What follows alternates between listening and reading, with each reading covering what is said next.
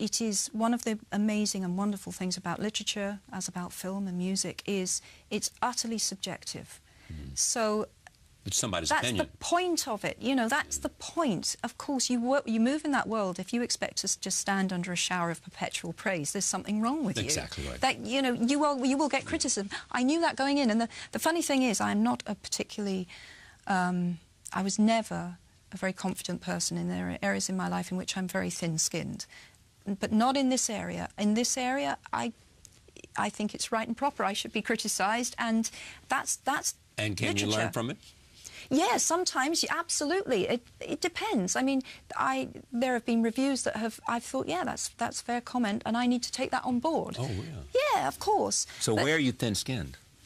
I was back to adolescent. Yeah. I was a very self-conscious adolescent, and I was, oh God, about everything, you know. And that followed me into adulthood, and I've had to learn to be a little more grown up. Are there any insecurities left after this? Yeah, loads of them, but I'm not showing them on TV. Well, give me an example of the kind of thing you're talking about. What could you be insecure about? You've got a great marriage to a wonderful doctor. I do. You know? Absolutely. Jessica's doing just fine, thank you very much. Yes? But I'm a human being like anyone else, and we all have our insecurities, and we all have places where we feel we could do better. But is it about something other than mortality and morality? Or vanity? Listen, all of those things are in all of us. We all worry about those things, and I'm not immune. Yeah. Do you have anything that you want to prove now? I mean, I mean, this was an effort to say, I can go somewhere else and tell different kinds of stories. Because in the end, I'm a storyteller. That's what I do. Yeah, fundamentally, that was what I wanted to write next, so I wrote it. Yeah. And I knew perfectly well that some people wouldn't love it, but that's okay. That's okay. That's how it should be. And indeed, with a book like this, if some people didn't hate it, I'd have written it wrong. Yeah, exactly. In other words, you can't please all the people. It means you wouldn't have taken risks. That's exactly. There were no risks taken here. Exactly. Exactly. So, what kind of role do you want to have, you know, as the member of the community you're now part of, this larger community, and you and the Queen and me and the Queen, Olympics and you know all of that. I mean, you are a public person. The Olympics was amazing. Amazing, incredible. Because Danny Boyle, who. Produced it, exactly. He asked me to do it twice. Who could have known? I thought of him as a filmmaker.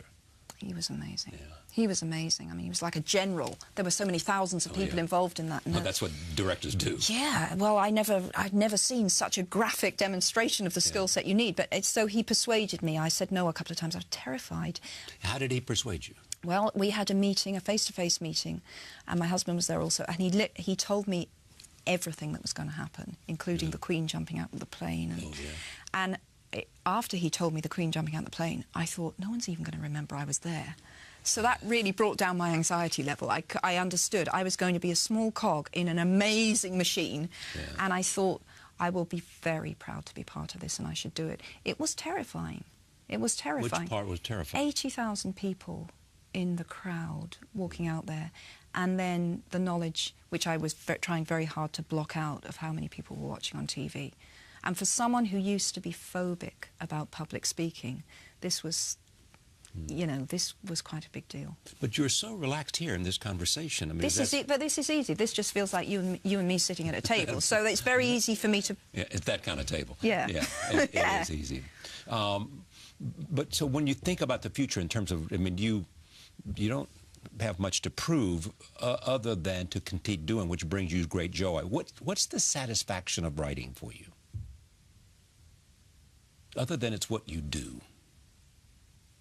Like, this is what I do. I wish I knew the answer to that, because, but it is what I do, and it's so fundamental, and I have such a powerful need to write. Need? Yeah, if it's a need. If you didn't do it, you would be. I think I would be very mentally ill. Mentally ill? Yeah, maybe. I remember when years ago, I read for the first time that Virginia Woolf had been told she mustn't write, you know. Yeah. She was, and I can remember feeling like that was horrific. How could they have banned her? How could they have stopped her writing? Because that to me would be I can't tell you how serious that would be to me. But why? I'm not quite sure. What is it? Well, it means it gives definition. Does it give you identity and definition and I suppose I have a real need to go and create a different world in my head. I just do. I'm driven to do that. Yeah. And was that why Harry Potter was what it was? Because you needed to create another world. Yeah, and then I brought all the problems from this world into that world too. But it was a great way of examining those problems, to do it in that parallel, seemingly more, seemingly safer place. Join us online at charlierose.com.